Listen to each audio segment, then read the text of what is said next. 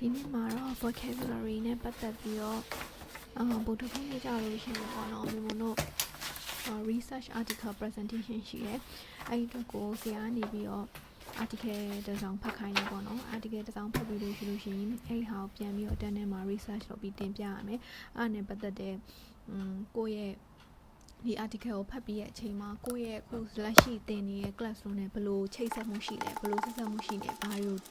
အတွေ့အကြုံတည်တည်ရခဲ့လဲပြီးလို့ရှိရင်ဒီ article ကိုဖတ်ပြီးတဲ့အချိန်မှာကို classroom ထဲမှာဘယ်လိုပြန်ပြီးအသုံးချရမလဲအဲ့ဒီဥစ္စာလေးကို presentation လုပ်ရမှာပေါ့နော်ဆရာကလည်းပြောထားတာကအချိန်က10မိနစ်ပဲပေးမယ်လို့ပြောထားတဲ့အတွက်presentation အတွက်ကို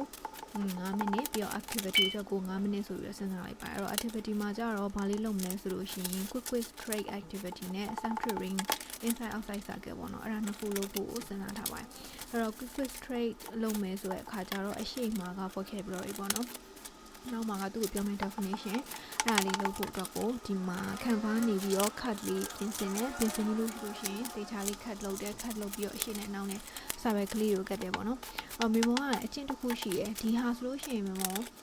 ဒီ presentation လုပ်ဖို့အတွက်ကိုဆရာကချိန်ပေးထားတာတော်တော်ကြာပြီ3ပတ်လောက်ရှိပြီဆိုတော့ဆရာပေးထားတဲ့အချိန်တွေကနေပြီးတော့စပြီးတော့စဉ်းစားရပေါ့နော်ဘာလို့စစဉ်းစားလဲဆိုတော့အနီးကပ်မှလုပ်တယ်ဆိုလို့ရှိရင်အုံနောက်က cognitive overloading ဖြစ်တယ်အဲကြလို့ရှိရင်ကိုလုပ်ချင်တဲ့ဟာတွေကိုတေချာမစဉ်းစားနိုင်ပြီးတော့မေမိုဆိုလို့ရှိရင်အခုဒီ article တစ်ခုဖတ်လို့ရှိရင်ဒီ article ရဲ့အကြောင်းကိုမစဉ်းစားရမဟုတ်ဘူးမေမိုတို့ဆရာသင်ပေးထားတဲ့ textbook တွေရှိတယ်အရင်တော့ကိုသင်ထားတဲ့ဟာနဲ့ပတ်သက်ပြီးတော့ငါ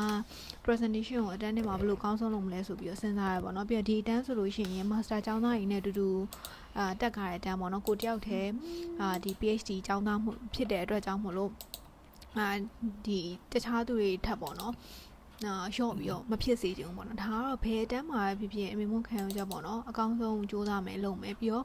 ကိုလုံးရမယ့်အလုပ်တွေကိုနီးကပ်မှလုပ်လို့မရှိဘူးကိုဘာသာကိုတေချာ schedule ဆွဲထားတယ်ဘယ်နေ့မှဘာလုပ်မယ်ဘယ်နေ့မှဘာလုပ်မယ်ဘယ်အချိန်မှဘာလုပ်မယ်အဲ့ဒီတိုင်းကိုပြီးအောင်လုပ်တယ်ပြီးတော့ကျောင်းသားရဲ့အခါမှာပေါ့နော်ဒီ professor တွေကိုငါတော့ဒီ assignment မပြီးလိုက်လို့ပါနောက်ကျသွားလို့ပါငါမသိလိုက်လို့ပါအဲ့လိုမျိုး excuse ပေးရမှာအရန်ဟို